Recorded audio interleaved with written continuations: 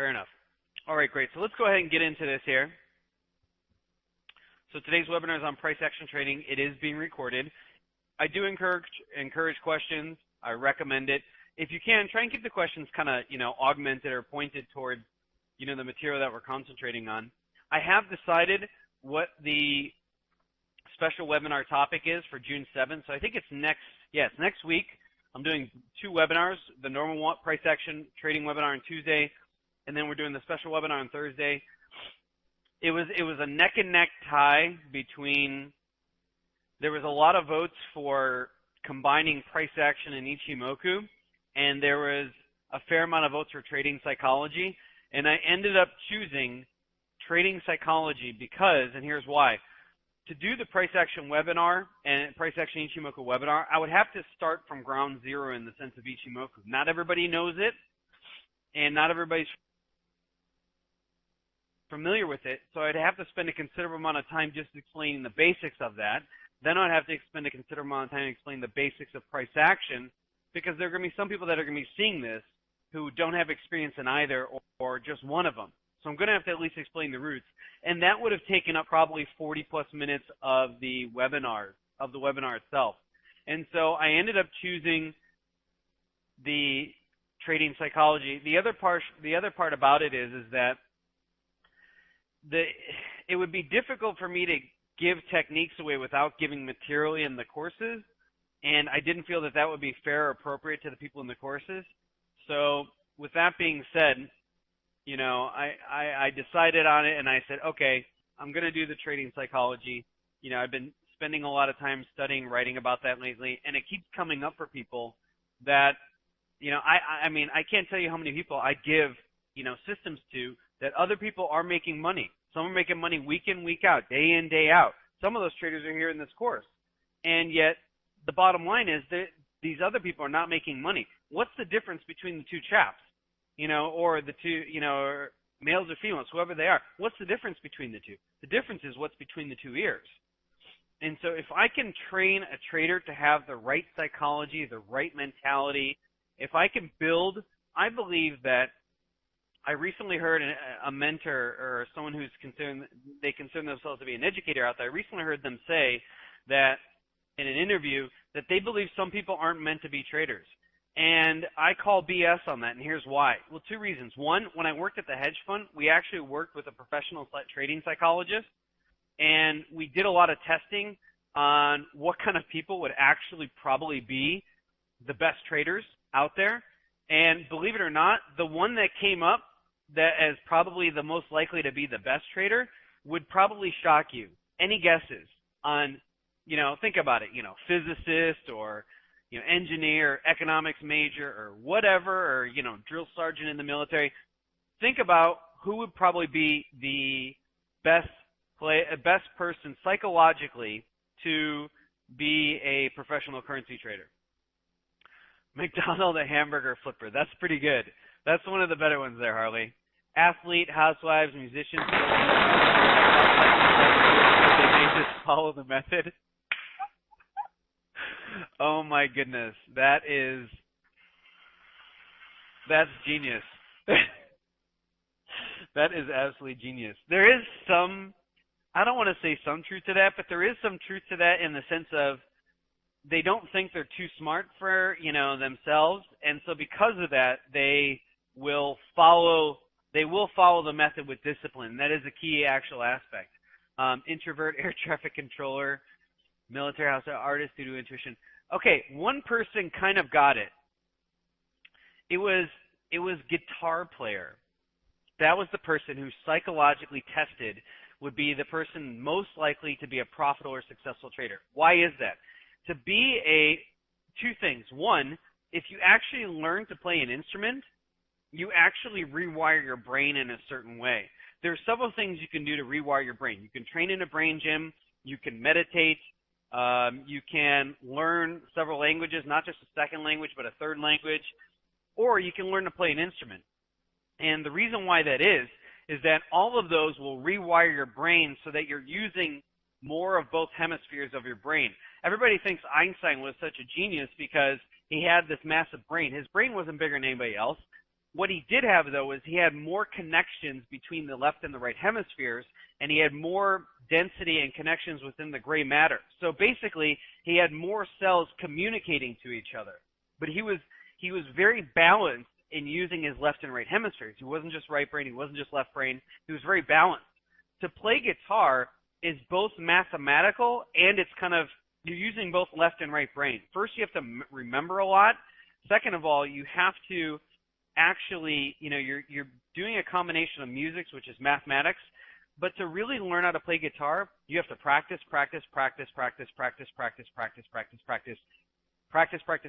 and to really be good at it, you have to keep practicing, not just to the point where you know your hand positions down to the millimeter without even looking at the guitar and know every note and chord and how to play the combinations. So there's memory involved, there's pattern recognition involved, there's mathematics involved, your brain's rewired, but that whole practice aspect, the people who are the best guitarists are the ones that practice so much that they don't even have to think about it anymore. So because of that, they can enter into kind of that state of flow where they're using very little mental resources to basically play the guitar. And even once they've gotten to that point, they keep practicing even more. That's not the point where you stop. That's the point where you keep going. And so basically, they had all the aspects needed to be a professional or successful trader. But here's the thing about it. Again, this one educator said in an interview, I think some people just aren't cut out for it. I think that's absolute BS, because there's so many different types of people that will have skills, that those skills will be highly useful towards trading. You don't have, if you think of the brain as solid and you think of the brain as fixed, well then don't even try currency trading. But how do you learn how to be a currency trader? I'm not the same person who I was back in high school. I'm not the same person who I was 15 years ago. Your brain is not solid. Your skill set's not solid or fixed. Your traits are not solid or fixed. You may not have the temperament or mentality or skill set now, but you can learn that. You can absolutely learn this. So this was a big topic in my article, Know Thyself, which got a lot of comments on forexstreet.net and on my website. And so, that the reason why this is coming up is because a trader of mine kept looking outside of himself to fix his problems in trading. He kept looking, he kept changing systems. He was making money with the systems, but he was changing. Well, I didn't feel comfortable with that one. Well, I didn't feel comfortable with that one. Okay, I'm going to get it automated. Well, that's not quite working for me either. The thing is that you can't find success outside of you when it comes to trading. I could put 1,000 of you in a room and give you the same system that has been proven to make money for years, and not every one of you is going to make money. You have to immediately ask yourself that question, why is that? If Chris Capre is giving us a system that makes money, it's proven to make money, it's been doing it for years, but yet not everybody's making money, why is that? That should be the one isolating factor there that should tell you, well, wait a minute, the system can make money, but that doesn't mean you will. Why? Because how you use it will be different from person to person to person. And this is absolutely critical to understand that. And maybe the person to the right of you is making money, and they have the right skill set at that point in time. But maybe the person on the left of you doesn't have that skill set, and they don't have that skill set to be successful at that point in time, but they could with the right training. So the bottom line is that this student of mine kept emailing me questions. He kept switching, and I'm seeing him spin out. And I just had to intervene, and I just said, look, it doesn't really matter what system you're trading. What matters is that you find one that works for you. And so I stopped him, and I said, wait a minute. What are you looking for in a system? I just said, what do you want in a system? And then it was the first time he had ever asked himself that question. It was the first time he ever said he really thought about it. And he didn't give me the typical BS answer, which is what a lot of beginning students will give. You can always tell where somebody is in their process if you ask them, what type of system and what type of trading or what type of system do you want? They give a vanilla response. I want a high probability system that has low drawdown. No shit, who doesn't want that? Everybody wants that. Everybody and their brother wants that. But that, the bottom line is that doesn't tell you what kind of system you have. Is it an intraday trading system? Is it generally going for 10 pips, fixed targets? Is it going for, runs for several days? Do you want something to go for a runner and catch 3, 4, 5, 6, 10 times your reward or your risk? It depends on each person. And the only way you can really find a system that's best for you and make money is if you find one that makes sense to you. And the only way you can do that is by knowing pretty much your natural skills and abilities and what you want. What do you want in your lifestyle? Do you want to sit for 8 hours at the computer a day? Great. Then you're going to want something that's very engaging, that's going to be constantly, challenging you, bringing up new trades, new situations. You have to manage them, this and this and that. Maybe you're detail-oriented. Maybe you want to be hands-on. Maybe you want to be hands-off. Maybe you just kind of want to look at the markets a couple hours a day, make a trade, check in a couple times a day. That's it. There's no way the same system is going to be good for both of you.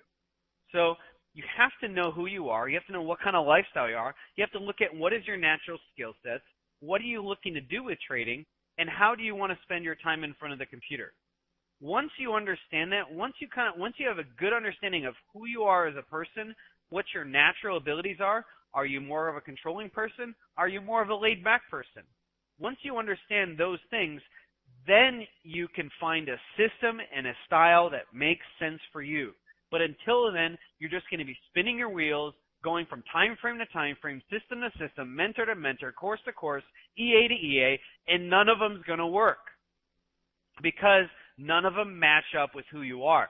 You can try and find out who you are by exploring all those things, but that's kind of the hard way around it, isn't it? That's kind of like, okay, I need to isolate a variable. Let me just list all the variables, try them all, and hope I get lucky. No, do it intelligently. Sit back, figure out what is it I really want to do with trading. And don't give me the BS answer, I want to be a professional trader, because there's no one system that makes you a professional trader. There's no one style that makes you a professional trader. There's no one time frame that makes you a professional trader. The largest currency fund on the planet, FX Concepts, well over $30 billion. How long does he generally hold his positions? He generally has two types. He has some intraday, but the bulk of his systems, and it's led by John Taylor, are very large, fundamentally macroeconomic-based trending type positions. Last year, he got crushed because he was short the euro. This year, he's making a ton of money. So this is the largest, most successful fund on the planet. I wouldn't say most successful, but largest fund on the planet, and he makes a ton of money doing it, and he has a long track record of being successful. How does he do it? Generally very large trending type systems, macroeconomic, fundamentally based. There are other traders who are trading off the 1 and 5 minute time frames, and they're professional traders. Don't get caught up in the trap or this idea, oh, well, I want to be a professional trader, so I got to be trading this way. That's a BS answer. That doesn't tell me what you want, and that doesn't tell you what you want.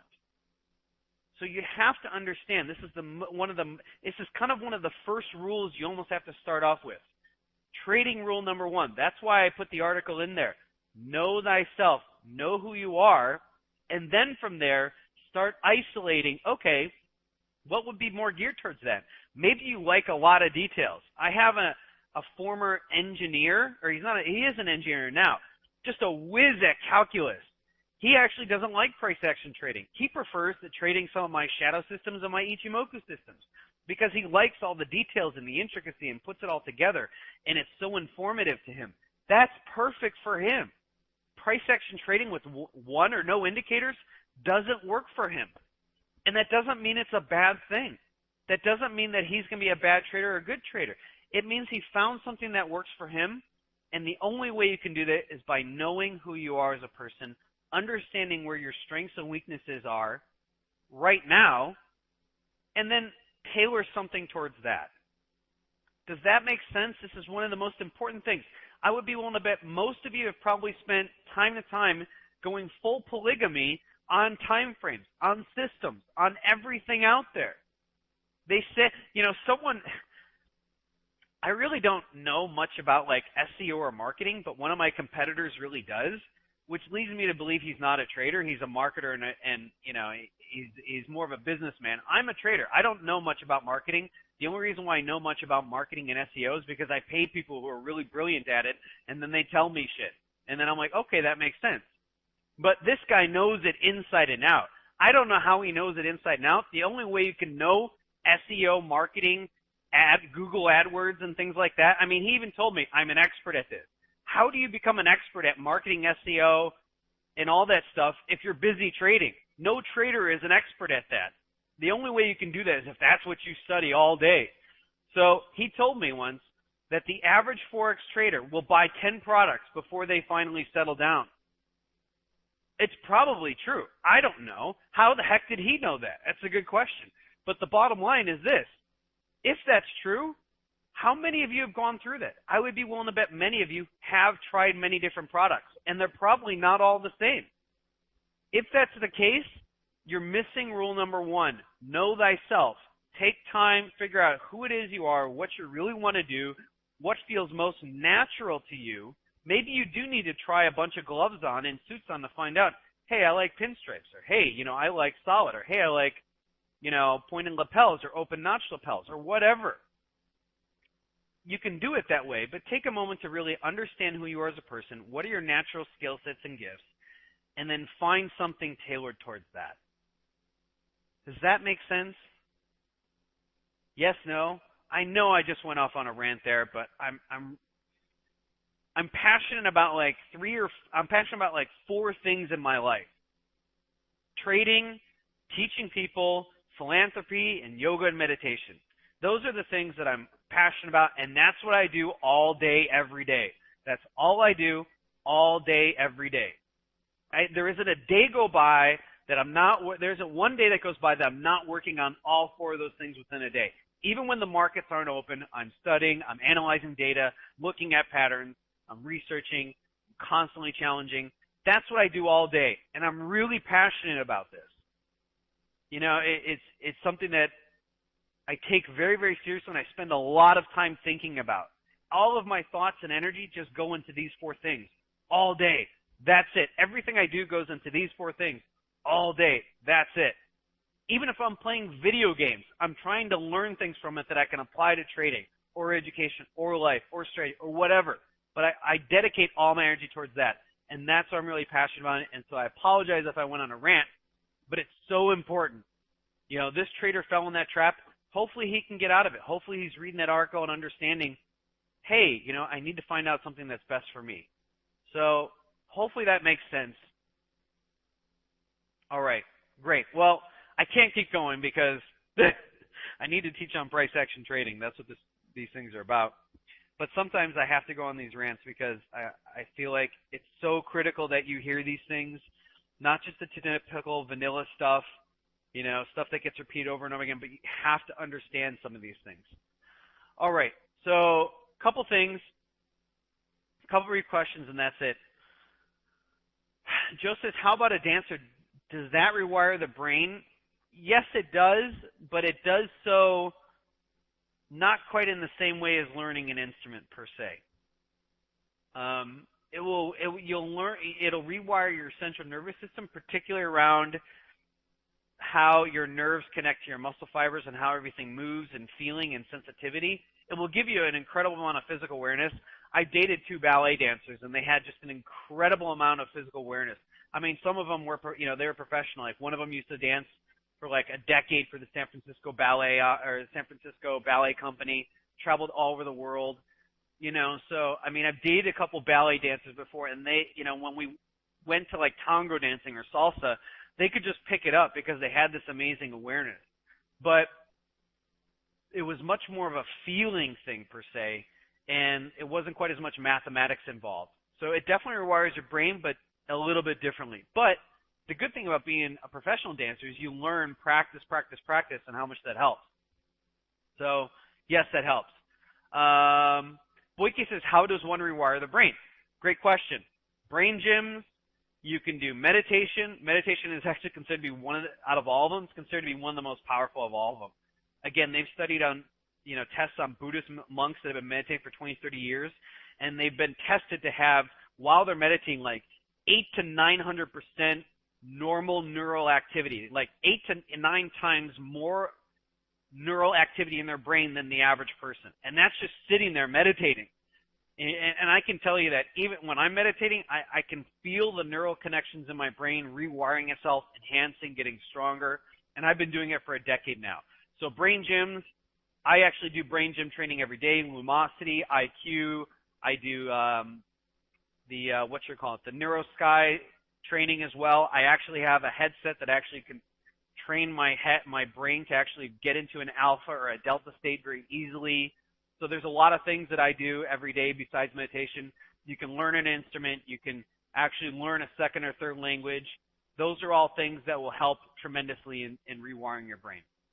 So hopefully answers your question. But those are things I do every day. I literally spend about 2 hours. I spend over 2 hours a day meditating, and then I spend between 1 to 2 hours a day actually helping to retrain and rewire my brain on top of that. So yeah, that's what I spend a lot of time on. Anyways. So those are some ways you can rewire the brain. Okay, I think that's it. So let me get into, so that's pretty much it. I think we're done with that. Let's get into some price action trading here. So, all right, Aussie dollar. This is a trade I actually made just yesterday. God, my chart is kind of a pain in the ass.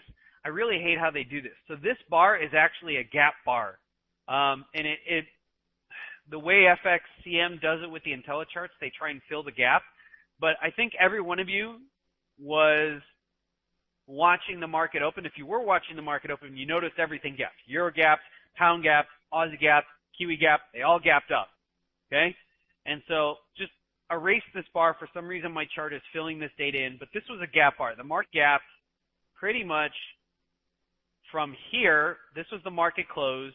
And then it gapped all the way to about here, okay? So this was a gap. Everybody, if y'all looked at it, y'all really saw it. Okay. Now, gaps have a tendency to fill themselves. The thing is, they generally take time to fill themselves. They generally take about, anywhere from a handful of hours up to about a day to fill. Basically, 80 to 90% of all gaps will fill, but it's always a question of how long will it take and what usually happens after that. The most common move, believe it or not, after a gap is that the market will continue in the direction of the gap for a little bit. And so even though I'm not really teaching a strategy on gap trading, I'm just trying to give you the basic theory. So I see the market gaps, and the market starts to pull away. Here it is. Basically, the market is starting to pull away. This is Sunday, and here we are Monday, right? So here's Friday close right here. Here's the gap to right here. The market climbs for a little bit. Looks like it's going to go on a run and makes a very nice push at 98.80, which is kind of a double top right here. So it rejects once, twice. Very big explosion bar right here. Maybe even an exhaustion bar. And then look what happens after that. The market stalls and then starts to sell for 3 candles. Okay, no big deal. No big deal. It hasn't even traced all the gains of this one. But take a look what happens after that.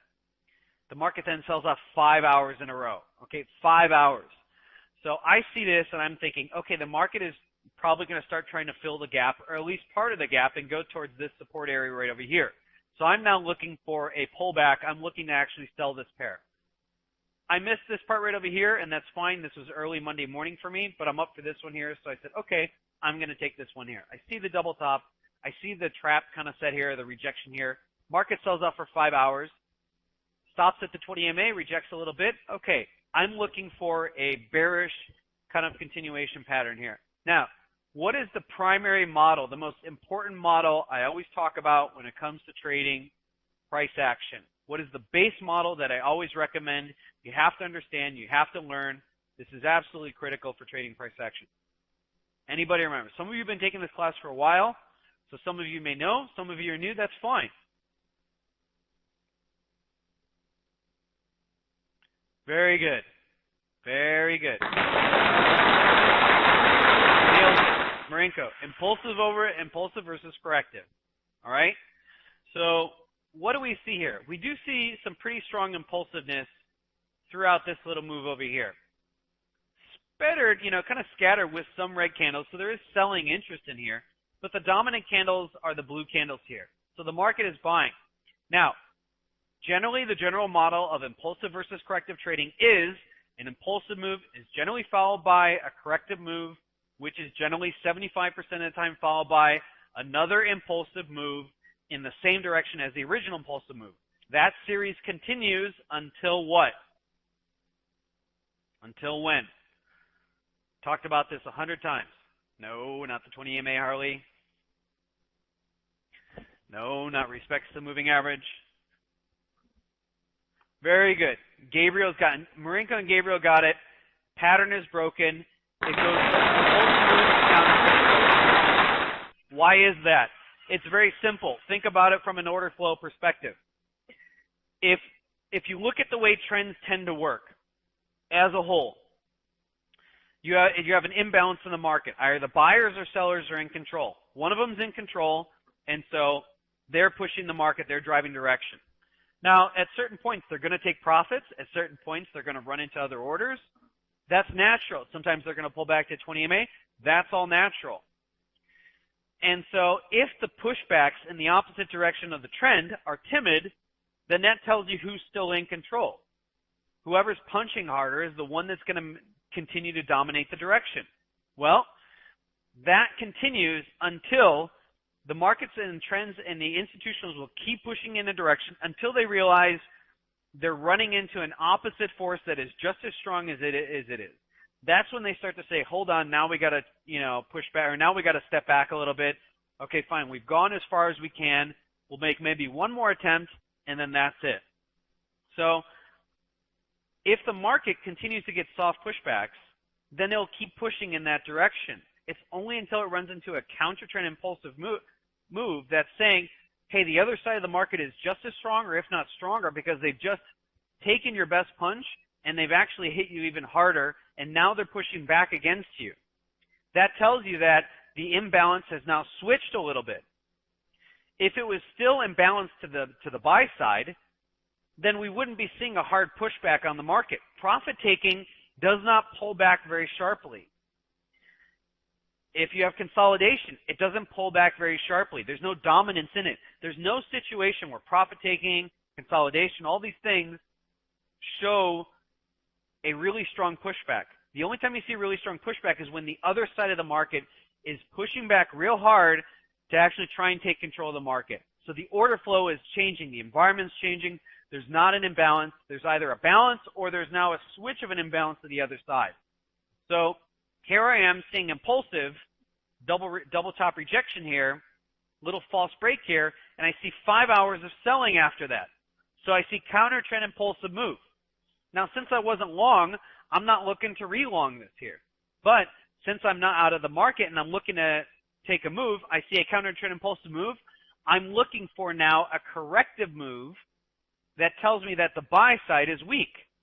Look what I see right after this. Okay, I see double rejection. This could either be a buying opportunity for bulls to get back in. If the bulls really are going to get back in, they're going to push it up. And they're going to try and make a second attempt on these highs. But what happens after this? Very weak. Very weak. Where are the bulls? They've had 1, 2, 3, 4, 5, 6, 7. The 20 EMA is holding really well. What are they waiting for? Why are they not entering the market? Why are they not pushing back? That should tell you right then and there, wait a minute, hold on a second. The bulls aren't present in the market. The last people to make a dominant move were the bears. They sold off 5 hours in a row. They reversed a decent portion of the gains, and on top of it, several hours of the buyers' attempts to push it up. And we see an exhaustion bar at the end. So I have a counter trend impulsive move followed by corrective move. So what am I looking for? Continuation in the same direction now as the last impulsive move. And that's what I'm seeing right here. So if you look at this, let's see if I can do this very gently. Oh, shit. Sorry. Didn't want that to come out. What does this look like to you? It's kind of like a flag pattern, doesn't it? Yes, no? Do y'all see that? Are you guys still there? Nobody's responding whatsoever. Nobody sees it? Slight. Yes, still here? Okay, great.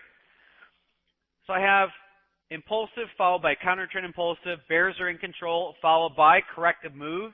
If the bulls had pushed back pretty strongly, I wouldn't be looking to sell. I would wait for the market to come back to this level and then look for a price action trigger off here. Maybe a pin bar, maybe an engulfing bar, maybe an outside bar, maybe a piercing pattern, whatever.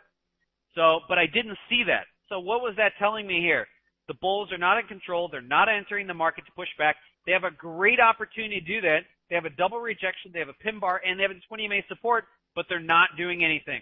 So very weird. So for me, I'm looking at it saying, hey, I'm pretty confident that the bears are in control. So now I have a couple of choices. Either I exit or I enter, maybe on a pushback to the upper part of this flag here. The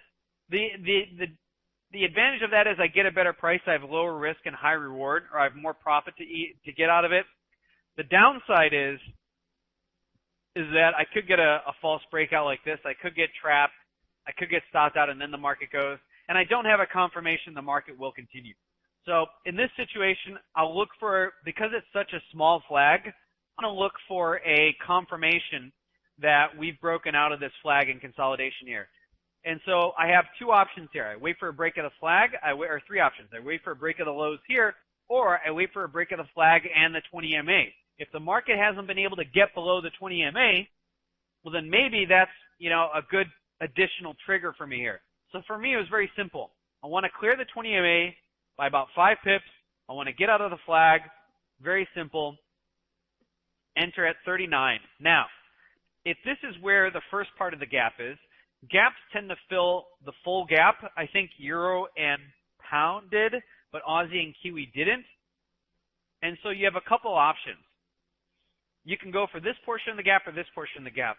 Considering how much of a strong support this level was here, or resistance here, resistance for about 8 hours, then support. We can even see back here how this was a very good support line. I chose this as my target. One small problem. It's just below the round number. And if there are people who are going to buy the Aussie dollar at this level, they're probably not going to buy below 9,800. They're probably going to buy above 9,800. Everybody knows round numbers, double zeros and 50s. You're going to see more orders clustered around that than those two numbers than anything else. For euro dollar, it's been known for years 20s and 80s tend to be big, but as a whole, generally double zeros and 50s tend to see more price action orders clustered around that. I actually got to see a report where the Royal Bank of Scotland actually put out details on an entire year's worth of transactions. An entire year's worth of transactions. And they did a statistical analysis of where the orders were placed more than everything else. If somebody's going to buy at a round number, they're going to buy at that round number or within 10 pips of it. It's not exactly at the round number. It's not below it, but it's between 9,800 and 9,810. And they're not going to be stacked at 9,800 or 9,801. They're going to be stacked anywhere inside this range here. If they're going to sell it, they're going to sell within 10 pips of the round number, 9,800 to 9,790. So with that being said, knowing this here, knowing that there's strong support level there, I need to take the few pips above it. Count for the spread, which is about 1.25 for me on Aussie dollar. So I want to be getting around 9,805, 9,806. We know this. But first things first. First things first. What do we always want to look at first? Where's my stop? And so for me, I have a couple options. I either put it inside the flag, I put it above the flag, above the 20 MA, or I wait and see what happens when my order gets triggered. I wait and see where the candle starts that actually started the impulsive selling, and then I put my order above that. Why is that? Because if the impulsive selling starts, say, here, well, then that's where the market, that's where the order flow and all the players really entered heavy into the market. That's their entry level, so they're going to defend that. So in this case, I have three options. Inside the flag, above the flag, or above the high of the candle that starts the impulsive selling if I get triggered. And so I actually chose, very simple, I actually chose above the high of the candle that started the impulsive selling. And look what happened. Very big candle comes in right at the edge of the flag, Very aggressive, impulsive selling. And look at this flag. Let me delete this 2 lines so you can see this here. Let me zoom in. Look at this candle. There's no wick on the top side there. What does that tell you? It tells you that the sellers, when they entered in on that candle, that they took immediate control of the market, so much so that the price couldn't go up 1 pip, not 1 pip from the open.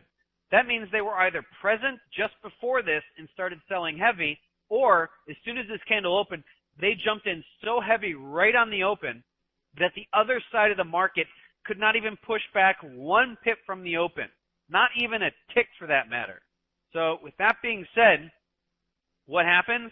That tells me that I'm triggered in. They break the lows of this, which is very good confirmation for me. If they had rejected off here, maybe I'm going to get stopped out. But they break the lows for me here. This is very good.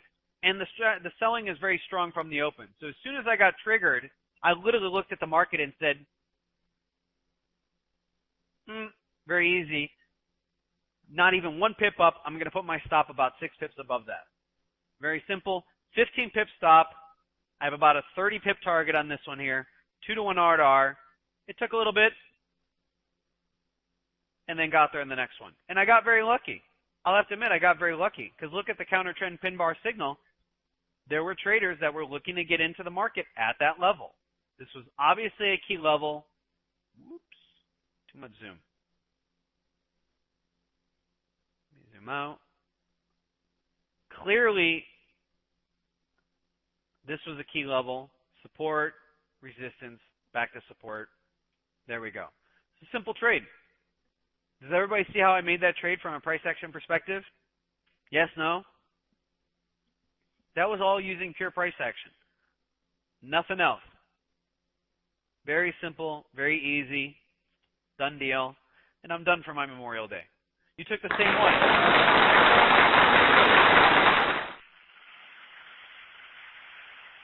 Very nice on that one there. Marinko, if I had a Padawan learner badge, you would get it. I need to create something like that, like Padawan learners or something like that.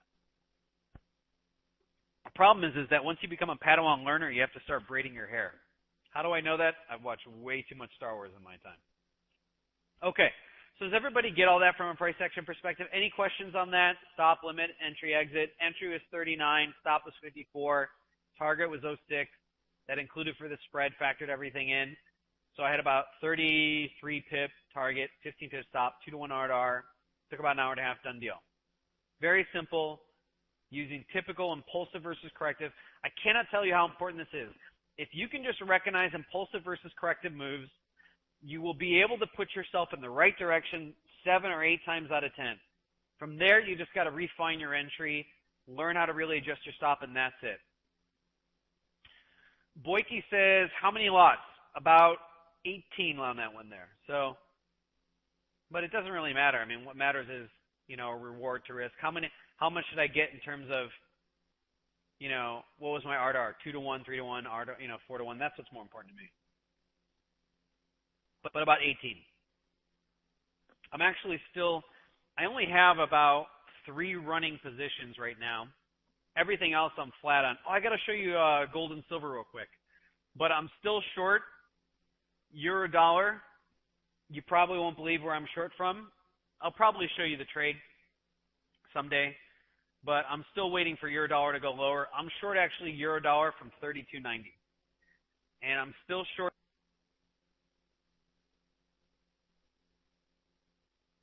S&P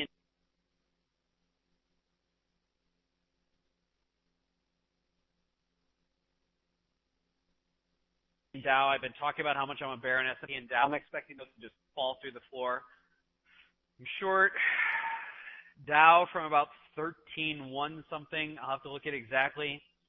And S&P I'm short from I think it's from like 13.90. I'll have to look at them. But yeah, those are the only 3 I'm still active in. Other than that, I'm completely flat. But those trades, I got some decent sized positions on. I'm about 25 contracts on Dow, 25 contracts on S&P. The euro, because it's a longer term trade, I have only about 10 lots on that one. So that's what I'm running right now. Mario says, very clear trade. Do you have any more examples this week? I do. You mean examples of trades that I made? Yes, I do. Michael says, but trading on holidays isn't recommended for beginners, intermediates, traders, is it? It's a great question. I generally don't recommend it per se, in the sense of you have a couple options when trading holidays, particularly, a holiday like yesterday, Memorial Day. We know liquidity is going to be low. So with that being said, I recommend going to the left or to the right. What do I mean by that? You either go short intraday trades so you can be in and out, and there was some pretty good volatility during the London session. The London session had some decent volatility. Not fantastic, but decent. There was some movement. So I recommend getting short trades so you're in and out pretty quick. This was a short-term trade. I anticipate to be out pretty quick. So that's that. The other option is you go like medium-term, 4-hour daily. So any illiquidity issues or anything like that will be smoothed out because your trade may take a day to manifest. And so by the time it manifests, the liquidity will have come back into the market and they'll have said, hey, we're going to keep going in this direction or we're going to go the other direction. Either you're right, you're wrong, it doesn't really matter. You're risking the same amount of equity per trade. You just got to do it in an intelligent way. You either get in out really quick or you hold it to a time period where it'll smooth all those issues out. So that's what I recommend. Okay. Hopefully I answered your question. Joe says, how far do you think the EURUSD will fall? Let me go over real quick gold and silver, and then I want to go into euro dollar. By the way, nobody ever told me, is there another speaker after this or no? And yes, Trader, it's being recorded. That means you can come back and watch it again and again and again. Gold, silver. Okay, you'll probably recognize, for those of you who have come to my webinars before, you'll probably recognize this setup in this pattern.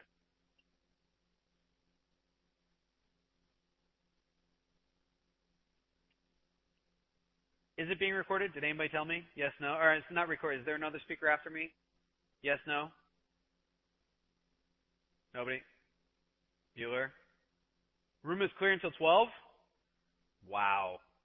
Fantastico. Great. I'm going to keep modding Adinda here forever. They had no idea what they were in for when they started this one. Okay.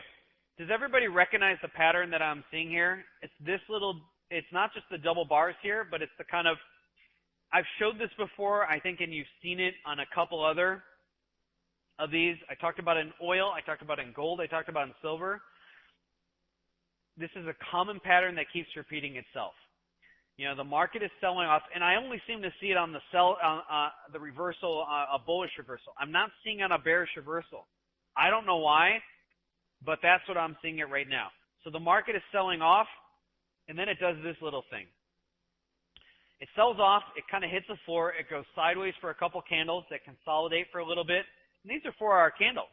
So you're talking 8 hours of consolidation. The other times it did it for 3, 4, 5 candles. That's a lot of time for it to be consolidating. Consolidates at a level here. Then what happens? It kind of does a total about face. It sells off very aggressively. We're talking about a 0.5% move in one candle. And then what does it do? It immediately reverses those gains in the next candle. Immediately. So, that tells me that even though we're still kind of trying to bottom out after the strong sell-off these silver and gold have had, there's still some massive underlying support for gold and silver. There's still people globally who want to do it. Chinese are buying tons of gold. Russians are starting to admit we're buying tons of gold. Even central banks are buying a ton of gold. Even though they say it's not a reserve currency, why are they buying it? Because they know how important it is as an alternate form of currency and hedging against risk. So we see this immediate about face. Very strong 4-hour bar, 0.5% move or greater, and then what happens right after that? Immediately reverses the gains. Then the next thing happens. The market sits right at about the same level as it was doing before. Strange consolidation after that. Now, if the sellers were really dominant in the market, they would try and push back down here and at least try and hit the same lows or make new lows. But when I see very strong selling after a strong push down, immediate about face, and then the market consolidates for a few hours after that, I've shown this pattern many times before. What do I expect to happen after this? I've shown this probably 3 or 4 times. It just keeps repeating itself, oil, gold, and silver, oil, gold, and silver, oil, gold, and silver. For those of you who have been coming this for weeks now, what am I expecting to happen after this? Yes, very bullish. Marenko, you're like totally on it today. So, yeah, I'm expecting it to go back up, and I'm expecting it to go back up towards a swing point, one of the more recent swing points. Well, we zoom back. Got two swing points here. I got here, and I got here. Okay, how have I been entering it? I've told you the entry many times before. You'll see it on the previous recording. I wait for the market to consolidate a couple candles, ideally the same amount of candles as it has on the left side. And once I see that, then I enter in at the level here. Very, very simple. I see it sitting on this level. I'm a buyer here. I had to consider spread, so I got in at about 75. I have about a 0.2 spread on the silver, so 0.02, sorry. So very simple. I'm in at 75. What's my typical stop on this one here? I find the low between the two consolidations. I put the stop just below the low here. Okay, great. I got 24-cent stop. That means I need a minimum of 50 cents here. Well, my target is towards the swing point here, and that's 75 cents. So I have a 3-to-1 R to R. Everything makes sense. Plays itself out from a money management perspective. And very simple. I'll have to admit, when this thing hit here and started to pull back, it missed my stop or my limit by like, I think it was like 6 cents or something like that, 0.06. And I'll have to confess, when it pulled back from that, I almost considered taking profit back here. But I said, you know what? I feel confident this is going to play itself out. Let's see how it plays itself out. It's supporting off the 20 MA here. Okay, and I have this basis support here. I feel pretty confident here that this level is going to hold. It took a little bit, a little stubborn, but then it finally got there. Definitely tried my patience. But you accept your risk from the outset. You let your trade play itself out. You try not to interfere with it too much. When you do, you tend to have more problems. Let your trade play itself out. If you really accept your trade and your risk from the beginning, you'll let your trades play themselves out. So, guess what, though? And I've showed you this pattern a dozen times before. It happened exactly on Aussie as well. Or sorry, gold as well. Strong sell-off, consolidation. In fact, it did the same thing. 2 hours of consolidation. One of them had a brief pierce. The other one sat. This one here sits kind of at that level. Okay, now we know the level. This is the lower one of the two. So I need to go just below this here. I'll go about 48. Very simple. I'm going to get in just about 55. This one was a little more stubborn. Wasn't quite as inspiring because it didn't sit above the 20 MA. It sat below the 20 MA. But eventually made its way up to the prior swing point. Two swing point choices. Here and here. This felt to me a little too aggressive. I have my more than 2-to-1 R to R by getting in around 57. 55, 57. I can't remember the exact entry. I'll have to look at my records. I had about a $7 stop on this one here, and it's about a $21 target, 3-to-1 R to R. But the exact same pattern over again. Sell off, consolidation, finds a base, massive selling, very close to a prior, immediate about face, consolidation right after that. I get in around the consolidation, go for a prior swing point, and there we go. So I've talked about this a dozen times. I've showed it on prior videos. Many recordings you've seen this. Hopefully you spotted this pattern. I don't know how you didn't spot this pattern. You know, it was just sitting right there. It was obvious as can be.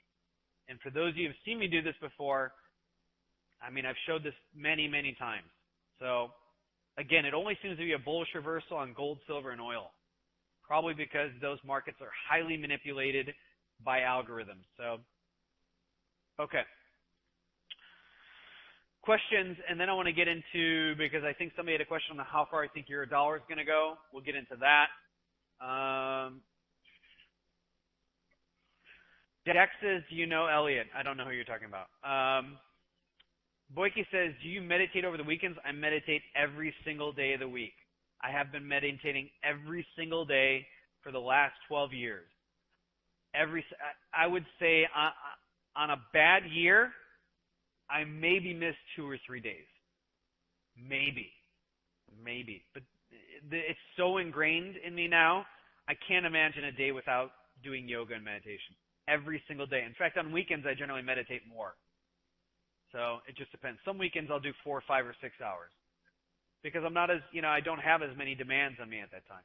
And, Sundays just, have you ever noticed Sundays have a certain feel to them? Just feels calmer, a little more quiet, a little more relaxing. You feel more relaxed and internal.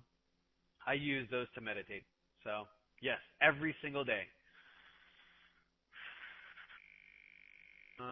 Michael says, have you seen this on any FX pairs? Not quite the same. It doesn't seem to, and it's probably because you got to remember, gold, silver, and oil are highly manipulated instruments. I've been able to isolate several of the algorithms. This is one algorithm for sure. There's no doubt this is an algorithm that's doing that. The gold and silver markets are highly manipulated by a lot of the institutions. Pairs are not quite the same. You got to remember, currency is much larger trading than gold, silver, and oil. So because of that, gold, silver, and oil, they've been manipulated for a long period of time, and there are very particular algorithms that manipulate them. And it's very obvious because you can see the same things happening again and again, not just on the same patterns, but at the same time. It's just amazing. Gold has a much higher propensity to sell off in the London session than buy up. It has a much higher propensity to be bought up in the Asian session than it does sell out. Study the last 2 years of price action on gold.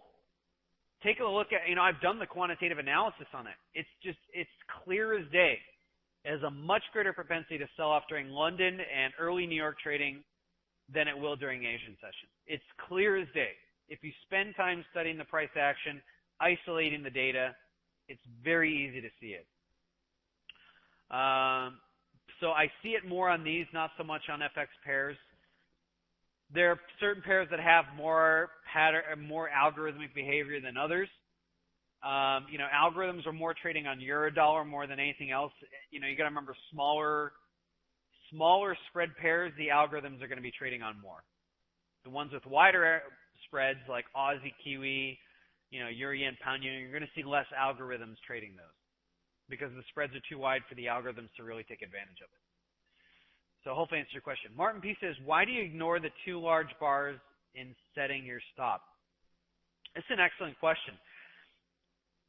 This is really, I don't ignore them, but it's more of, I've seen this pattern so many times.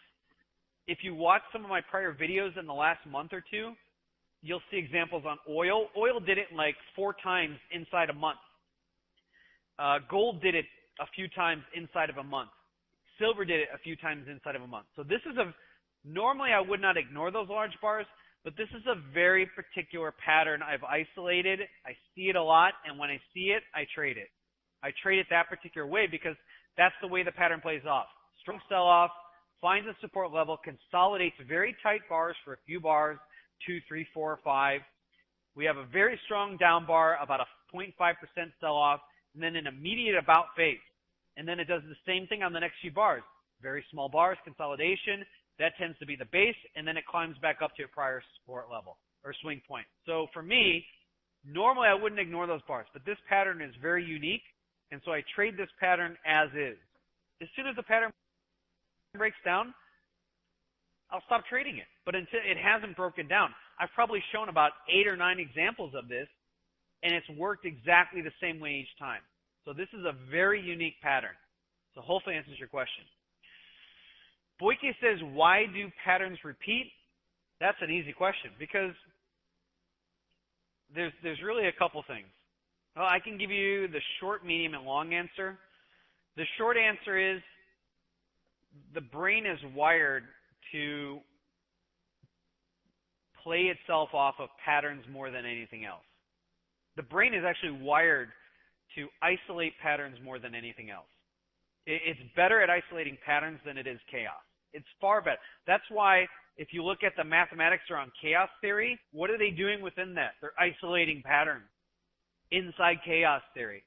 So the brain is naturally wired to look for patterns. Human beings tend to, as a whole, spend more time repeating behaviors than they do new behaviors. It would be very difficult for us to live if we didn't have patterns that were the basis of operating our life. I mean, imagine if every time you walked over to the light switch, it changed itself in terms of which direction. And imagine if there was a mathematical algorithm that would randomly decide, 3 settings. Up is on, down is on, or middle is on. Imagine if it was constantly changing. That would be a very disturbing lifestyle to live. You'd constantly be having to think about your darn light switch. We like patterns because patterns are predictable and they allow us to move forward. So patterns happen because that's the way we're wired as human beings, and we tend to think in more patterns than we do in chaos. Your patterns in relationships tend to repeat themselves. You could be dating 5 different people, but you tend to repeat the same patterns or having the same problems in relationship. What's the common denominator? You. And guess what? You're not different than everybody else. Everybody else goes through those things as well. So the bottom line is, people tend to repeat themselves because that's more our natural tendency than anything. I mean, I've looked at price charts from 50 and 100 years back, and most of the price action patterns that work today worked back then as well. It's a little bit different now because now we have high-frequency trading algorithms, and those tend to be very manipulative, with quote stuffing and layering techniques. And so that has changed a little bit. But for the most part, patterns repeat themselves. I see the same patterns today as I do 50 and 100 years ago. So hopefully answers your question. Spin Doctor says, are the spikes down stop clearing? I think part of it, I also think part of it is there's more of a global interest by the powers that control things to have a weaker price than gold and silver than gold and silver being higher in price. Because what happens is that if you think about it, central banks and the gold cartels and all these things, if paper money becomes less valuable than gold and silver, well, then it becomes a race to who controls more gold. And since gold is a physical quantity, it's much harder to manipulate. But if you have the ability to just hit Control P on your central bank printing machine, you can control the money supply. And if you can control the money supply, you get to maintain control of economic cycles, interest rates, policies, everything. So the market, I think the powers that be are very concerned about about gold and silver becoming too strong in value, because if that happens, then the winner is going to be the one who has the most gold. And even then, if there's a limited supply, if gold becomes the reserve currency, you're talking a major economic change, and you're talking about an entire century of effort gone out the window. And that changes the power structure in the world. And so a lot of people do not want that to happen. So that's my thoughts on that. When I was a kid, I didn't come from, wealthy family or anything like that. We didn't have that much money. And so we would my parents liked to travel. And so we would go, I remember we had this just ugly blue station wagon, because that was the only way you can get 5 kids in there. And we would my parents loved to travel all across country, everywhere. I've seen 46 out of the 50 states. And the United States is a big country. And when we would travel, I remember the first 2 station wagons we had, but we didn't even have air conditioning because we couldn't afford it. We just couldn't afford it. I didn't come from that much money. And so it was a pain it was just a pain driving like in the middle of Arizona or New Mexico, trying to get to the Grand Canyon and no air conditioning. But one thing I had to do a lot as a kid, because we had so many, we had 5 kids, was I had to learn how to hold, my bladder. So when I had to go to the bathroom, I had to hold it because we couldn't just stop with 7 people in the car. We can't just stop every time somebody has to go to the bathroom. And my parents were kind of military by sorry, we're not stopping. You can hold it for another hour or whatever, something like that, even though it's really bad for your bladder to hold it that long. So throughout my life, I've carried that habit for a long period of time. And I realized it was actually very bad for, me to do that. but I used to hold my bladder for a long period of time because I had to. So, anyways, so I apologize on that. I try not to deny myself. When I have to go nowadays. So thank you for that. I appreciate that. I'm sure Adinda and Maud are going to have a fun time editing this one out. All right. So last one here. I have enough time for euro dollar. How far do I think euro dollar is going to go? That's a great question. I want to show you just real briefly the price action here. Price action is stuck between 126 and 125 virtually. Excuse me. We're in a consolidation, and I haven't seen anything that suggests that the bulls have come in heavy at this point. There's redistribution happening. We had a massive sell-off from 32.70 down to 125, 750 pips. The market is going to have to consolidate a little bit. Here's the tricky thing about euro right now, which is there is a record number of futures contracts. If you look at the IMM data, there's a record number of futures shorts right now. I mean, it's just absolute huge amount of shorts. So when the market is that much short, it's hard to pile on new shorts. And so we might have to have a pullback before we see another leg down. So part of this whole thing is this consolidation is it's not many new players can be short when the market is already short. You know, and so we need new players to come into the market. So I think that's part of the reason why we're seeing this long consolidation right now. Plus 125 is a critical psychological barrier for euro dollar. I think if we start to dump below 125, then you could see a possible move down to about 121, 122. I mean, honestly, I think the range at that point changes from, say, 125 or 126 to, say, 125 to 121 and 3/4 or even 1896. So euro dollar is under pressure. The bottom line is money is fleeing Europe at an incredible rate. Part of the reason why I think there's going to be additional pressure on the euro dollar, if the market does pull back, no problem. I'll be happy to sell it again. Unless the Greek elections on June 17th give everybody hope that Greece is going to follow up with the austerity plan. They're going to somehow get their act together, which they haven't been able to do for years. Why are they going to change now? There's so many problems in Europe. I just see money fleeing Europe constantly. You know, there's a record number of withdrawals happening in Spanish banks and Greek banks. In the last 2 weeks, Spanish banks have lost almost $3 billion in bank runs and withdrawals from client accounts. Greece has seen about $2.5 billion. That's a lot of money to leave out of the banking system. And there's a lot of money fleeing Europe right now.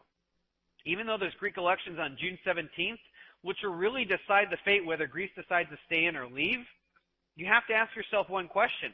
What is stopping all the Greeks from taking the safe way out and saying, you know what, we're not risking it on June 16th, we're going to withdraw all our money out of the bank. Because if they keep their money in the bank and then all of a sudden they leave, you know, the elections don't go well, and then they're going to be kicked out of the Eurozone, their money could be worthless, or the euro could drop tremendously in value. So why take the risk? If I was a Greek, I would be pulling my money out of the bank left and right. Businesses are pulling out of Greece. Everybody's pulling out of Greece right now, and Europe as a whole. So I think the pressure is going to remain on euro dollar. I think if it yields the 125, then I think we're going to probably see 121.75 or about 1900. So I'm short right about a little bit higher. I got a 32.90 entry, which is right about there. Just on that one there. Kind of a, I guess it's close to 32.90. I have to look at exactly, but it's kind of a head and shoulders pattern, major head and shoulders pattern. So when's the best entry on a head and shoulders pattern? On the right shoulder. So top of the right shoulder is your best entry for that, not on the breakout retest. So I'm looking for a move back down to 120, 175, or 1900. That's where I see it going. So that's my thoughts on euro dollar. I'll continue selling it. I have a video that I'll be putting up on FX Street about the whole Greece situation. They've been doing a lot of coverage on it about if Greece leaves the euro, if it doesn't leave, what are the different consequences. So I'm making a video. I'll probably have that done today, and then I'll send it to FX Street, and then they'll probably publish it by tomorrow. So you're welcome to take a look at it. It talks about different scenarios. if they exit, if they don't exit, if they exit, what happens to the euro, how does it play out in Europe, what are all the different scenarios. So keep an eye out for that. That should be out there in the next day or two. All right. That's pretty much it. So I need to, let's see, last few questions, and then I'm going to wrap it up. Let's see here. Bartolo says, so in your opinion, Greeks and Spanish are taking their money and buying what? They're not buying anything. They're just taking their money out. They're not buying anything. They're taking their money out and they're sticking it under their mattress. You know, some Greek, but there are actually a lot of Greeks. If you look at the data, a lot of the Greeks are actually saying, let's put our money in the UK because we feel, hey, you know, Great Britain's been here for thousands of years. The sterling's been around for hundreds of years. It's probably going to survive this. So there's actually been a lot of Greeks buying up real estate or buying up, you know, switching the euros to pounds. So they've been buying a lot of stuff in the UK. They've been selling, the UK on average has been selling about $1.6 to $2.4 million in properties per day just from Greeks. So that tells you where a lot of the Greeks are putting their money. The Spanish, they're just taking their money out and they're just holding on to it. So from what I can see. Martin says, any new links? Yes, I've sent you a new link. Trading rule number 1. Know thyself. There's a great article on that. Gabriel, and last question. Gabriel says, any news on the filming interviews with FX Street at your place? Yes, I'm actually looking for probably a June. I need to find a really auspicious time, both in my schedule and just time for me that I can do that. So I'm looking for it in the middle of June to do that. I need to get a couple things set up before I can do that. But I also need to make sure that everything's clear in my schedule. I have a possible trip upcoming to South Africa. I'm going to be meeting with a couple banks there. So I need to make sure everything's, you know, the timing and everything's right. So hopefully soon. All right, I need to wrap it up. So if you have any questions about our services, want to join our price action traders course in the traders community, many of them are here right now. Check us out, secondskiesforex.com. And that's it. I bid you all adieu. I wish you good luck trading. It was great having you guys here. Great questions across the board. This webinar was recorded, so make sure you come back and see it again and again and again. Other than that, I will see you next week. Take care, everyone.